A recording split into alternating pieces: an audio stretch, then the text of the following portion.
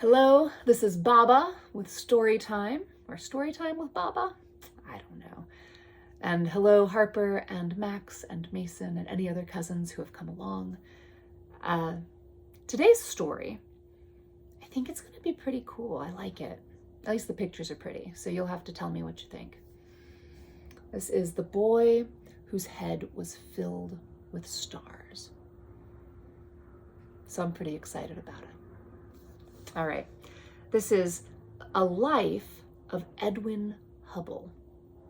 The words, so the text that we're reading is by Isabel Marinov, and the pictures are by Deborah Marcero. Let's see. And there's a quote at the beginning by Stephen Hawking. Remember to look up at the stars and not down at your feet. Try to make sense of what you see and wonder about what makes the universe exist. Be curious. And there's a dedication too. So Isabel says, I would like to dedicate this book to my late mother, Marie Therese Marinov Wagner, who passed away in March 2016, 3 weeks before I signed my first publishing contract with Enchanted Lion in Bologna, Italy. That's cool. And then Deborah Marcero has a dedication too. It's to Elizabeth, Jamie, Erin, and Maya, around whom my horizons always expand. You know, I love that artists and writers make dedications in the beginnings of books. That makes me really happy. Okay, so here's what the beginning page looks like. So I think that's going to be The Boy Whose Head Was Filled with Stars. That's Edwin Hubble. Do you know who Edwin Hubble is? You will by the time this book is done. All right. Edwin was a curious boy. He loved books and birds. All right, look at that. So we've got, it looks like he's got a big family. So there's his mother and father in there. And then, oh, there's Lucy and Henry and William and Virginia. Oh, look, she's playing. And there's Edwin, and look, he's running away, and he's looking at the birds, and there's a book. It looks like maybe he was supposed to do his homework. He's definitely not doing his homework. And they're in Marshfield, Missouri in 1897. All right. So he loved books and birds, and he loved the stars. At night, he liked to sit alone outside his home in Marshfield, Missouri, looking up at the sky. Look at that. Wow. Do you ever sit outside and look up at the sky? How many stars are in the sky? How did the universe begin? And where? Where did it come from?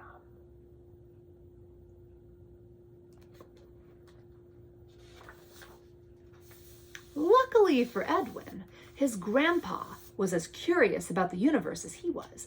In 1897, when Edwin turned 8, Grandpa William gave him a very special birthday present, a telescope that he had to build himself. Look at that. That's Edwin. What do you think that is?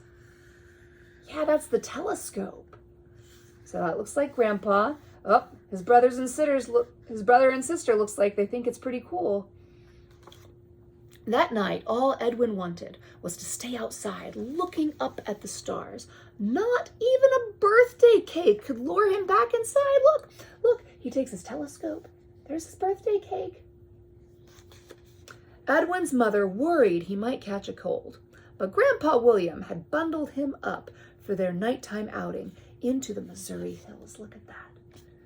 So there's Edwin, there's his grandpa. Does your grandpa or papa ever take you out to look at the stars? Maybe you can ask them. There, far from the city lights, Edwin looked through his new telescope and saw the moon and the stars. It was the most wondrous thing that he had ever seen. Look at that. Wow. Look at all of those stars. Edwin and Grandpa stayed out for a long time, and Edwin's mind bubbled with questions. Here are the questions right here. How many stars are in the sky? How many do you think you can count? How did the universe begin? And where? Where did the universe come from? Wow. One night, Edwin and his best friend Sam saw the moon. It turned into a tangerine. The sun, the earth, and the moon had lined up in a row. It was a lunar eclipse. Look at that. They're out in the middle of the wilderness in Missouri, and the moon is orange. And that's what happened, right? There's the earth, there's the sun, the earth, and the moon. And it changes the color of the moon. Edwin told Sam that it was the earth's shadow that was keeping most of the sun's light from reaching the moon. The reddened rays that made it through the earth's atmosphere painted the moon a copper red. Wow. Edwin was a good student. He loved math, Latin, and reading, but most of all, he loved astronomy. So he read all the astronomy books that he could find. Look at all of those astronomy books. He read all of them. Wow. He learned about the Earth's place within the solar system. He learned about the solar system's place within the Milky Way, our galaxy, and he wondered, how many stars are in the sky? How did the universe begin? And where did it come from? Wow. Do you guys know? Eventually, Edwin confessed to his father that he wanted to be an astronomer. Ooh, do you think his dad's going to be happy? But his father had other plans for him. His mother was loving and supportive, but it was to his commanding father that he had to bow. So his mom was supportive, but his dad didn't want him to be an astronomer. Okay.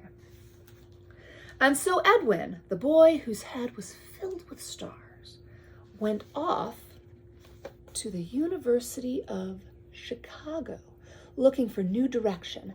After he studied law, wow, at the University of Oxford in England before returning to the U.S. to New Albany, Indiana, where he became a high school teacher and a basketball coach. So he went to the University of Chicago.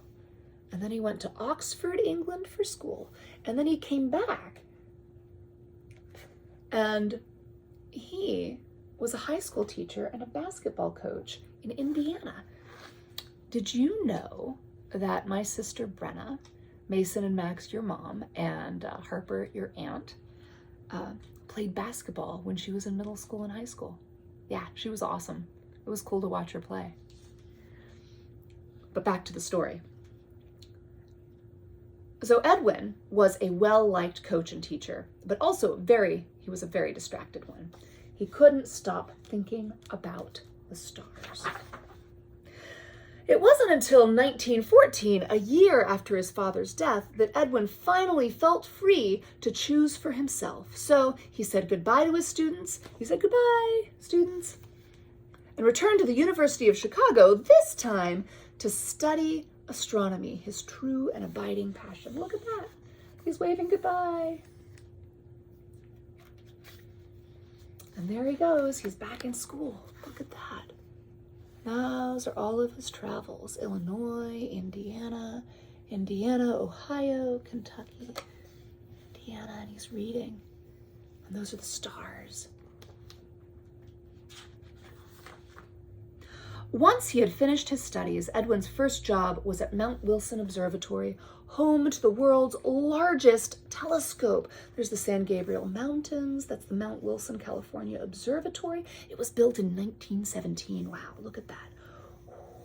And California's right over here, Mount Wilson. So he went all the way to California. Through that telescope, he was able to see the Andromeda Nebula. Many astronomers at the time believed that spiral nebula, like Andromeda, were clouds of dust and gas existing within our galaxy, the Milky Way. Others thought these spirals might actually be separate galaxies. Who do you think was right? Edwin looks through the Hooker telescope in 1920. Look at that, he's looking through the telescope. And that's the Andromeda Nebula. That's what he saw. Wow, that's beautiful. Edwin wanted to settle the question, so he wanted to know. Once and for all, so he spent many bitterly cold nights taking pictures of the sky. Look at that. So he's inside at that arch looking through the telescope. Look at that. Wow. It's 100-inch reflecting telescope, the Mount Wilson Observatory.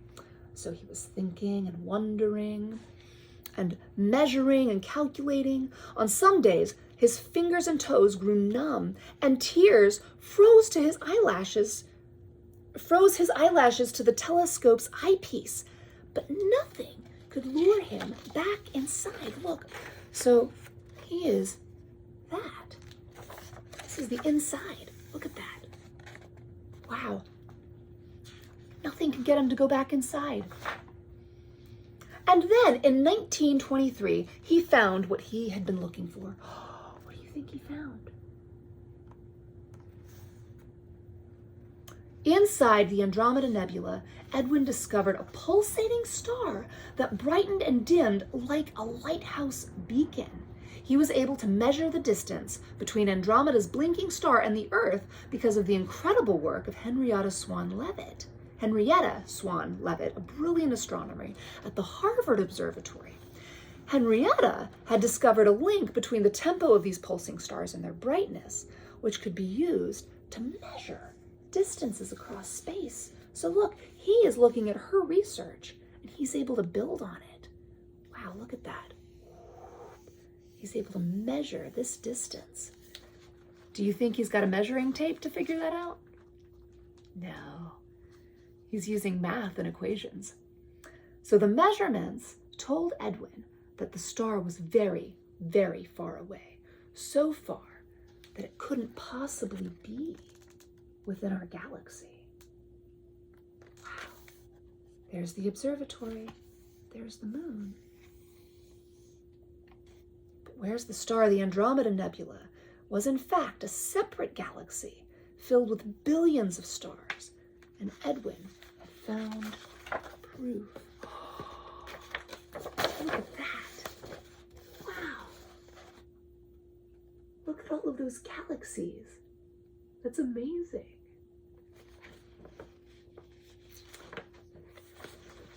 All of a sudden, the universe had become a far bigger place. There's the Earth, and that's the Milky Way. That's the Andromeda Galaxy that he just measured. Look at that. Look at all of these other galaxies. Wow.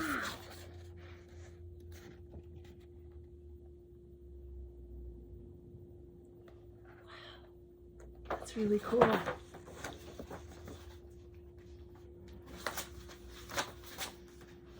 Edwin's discovery made him famous. From then on, hundreds of people climbed up Mount Wilson Observatory every weekend, hoping to catch a glimpse of another galaxy. Look at that. Look at all of those people. As for Edwin, he just kept right on looking and measuring. He studied many more galaxies and classified them by shape. Look. So we have elliptical galaxies. So they're kind of shaped like an egg or an oval. We have spiral galaxies, and they've got that spiral shape. Wow. And then we have barred galaxies. Look at that. So they've got that little shape there that changes. And then we have irregular galaxies. Huh. He also had a cat. Look at that. Copernicus. Oh. That's really cool. Then Edwin made another important discovery. All galaxies move away from each other, so they move away. Moreover, he found that the farther away a galaxy is from the Earth, the faster it moves away from us. Look at that. So there's galaxy 1, galaxy 2, galaxy 3. Space between galaxies, and it just increases over time. So boonk, boonk, boonk. This is the Big Bang, the beginning of time. At 3 billion years, they're only this far apart. At 6 billion years, look, they're farther away. At 9 billion years, they're farther away. 12 billion years farther away. Today, it's 13.8 billion years. Look at how far away these galaxies are from each other. The same is true when viewed from any other point in space. Everything is moving away from everything else. In other words, the universe is expanding. Wow, that's amazing. To gaze even deeper into the universe, a group of astronomers asked Edwin to help them build an even bigger telescope. Look at that. Wow. To be named after astronomer George Ellery Hale. Edwin Hubble inside the observation cage of the Hale telescope. Wow, so he's watching from there. That's the Palomar Observatory in San Diego, California. And this was in 1953. You know, that's the year Papa was born. Ha! When the Hale telescope, housed at Palomar Observatory in San Diego County, was finished in 1949, Edwin was the first to use it. He took a picture of his favorite object in the sky, the Cometary Nebula called NGC 2261, a beautiful fan-shaped cloud illuminated from within by a star that we cannot see. Look at that. Edwin wasn't terrified by the vastness of the universe he had discovered. He saw beauty in its immensity, and it gave him comfort. For then you know that there's nothing to worry about at all. Nothing at all. Wow. Look at how big that is. In 1990, the Hubble Space Telescope, named after Edwin, was launched into orbit. Over the years, its breathtaking images of the more distant regions of the universe have helped scientists in their search for answers to the kinds of questions that puzzled Edwin Hubble. Look at that, that's the Hubble telescope. You know that 1990 is when Uncle Trevor was born, or Harper when your dad was born. Ha! So how many stars are in the sky? And how did the universe begin? And where did it come from? Wow. What do you think?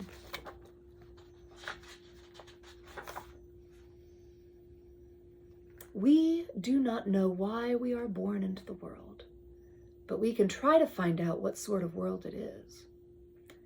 These words of Edwin Hubble are his message to us. Look. Look up at the stars.